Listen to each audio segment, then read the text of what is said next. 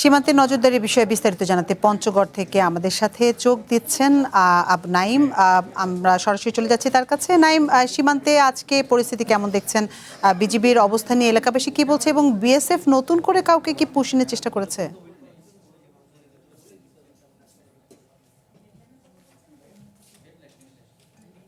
জি ধন্যবাদ।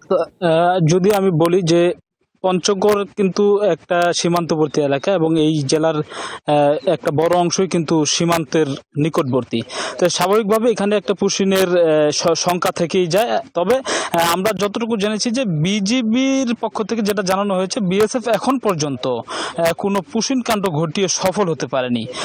গত শুক্রবার ভোর রাতে পঞ্চগড় সদর উপজেলার বড়বাড়ি সীমান্ত এলাকা দিয়ে 10 জনকে অবৈধভাবে অনুপ্রবেশ করার চেষ্টা করেছিল। সে সময় কিন্তু স্থানীয়রা এবং বিজিবি সেই অনুপ্রবেশ ঠেকিয়ে দেয় এবং সেই সময় থেকে টানা 3 দিন কিন্তু ওই মানুষগুলো সীমান্তের একেবারে শূন্য লাইনে অবস্থান করেছিল।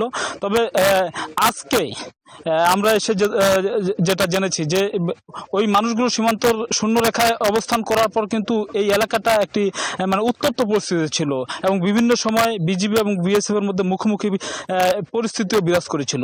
তবে আজকে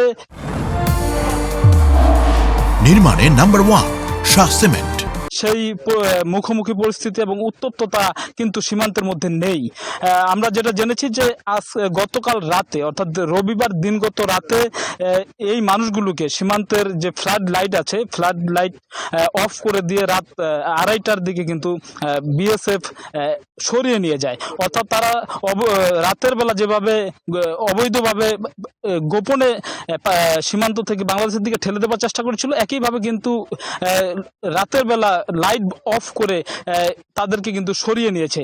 আমি কিন্তু এখন অবস্থান করছি এই এলাকাটিতে। আমি এখানে এসে যেমনটি দেখছি যে সীমান্তে এখন উত্তপ্ততা না থাকলেও কিন্তু বিজিবি তাদের নজরদারি এবং টহল ঠিক রেখেছে এবং তারা কিন্তু যে কোনো ধরনের পুশিন কিংবা অনুপ্রবেশ ঠেকানোর জন্য প্রস্তুত রয়েছে। আমরা এখানে স্থানীয়দের সঙ্গেও কথা বলেছি। স্থানীয়রা যেমনটি জানিয়েছেন যে ভারতীয় বিএসএফ যদি অবৈধভাবে কোনো নাগরিককে বাংলাদেশে অনুপ্রবেশ করাবার চেষ্টা করে, তাহলে তারা যে কোনোভাবেই হোক বিজিবিকে সহযোগিতা করবে এবং বিজিবির সাথে থেকে তা কিন্তু প্রতিরোধ করবার চেষ্টা করবে। আমি যদি আরেকটু আপনাকে জানাবার চেষ্টা করি, এই সীমান্ত এলাকাটি এই সীমান্তের আমি যে জায়গাটিতে আছি এটা কিন্তু একেবারেই ভারতের সীমান্ত ঘেঁষা। আমার পাশেই হলো ভারতীয় জায়গা। এখানেই কিন্তু সেদিন 10 জন মানুষ কিন্তু এই সীমান্ত দিয়ে অনুপ্রবেশ করানো হয়েছিল এবং তারা কিন্তু এখানে একটা মানবত জীবনযাপন করেছে এবং এই ব্যাপারটি নিয়ে কিন্তু বিভিন্ন প্রশ্ন উঠেছে যে মানবাধিকার লঙ্ঘনের বিষয়ে।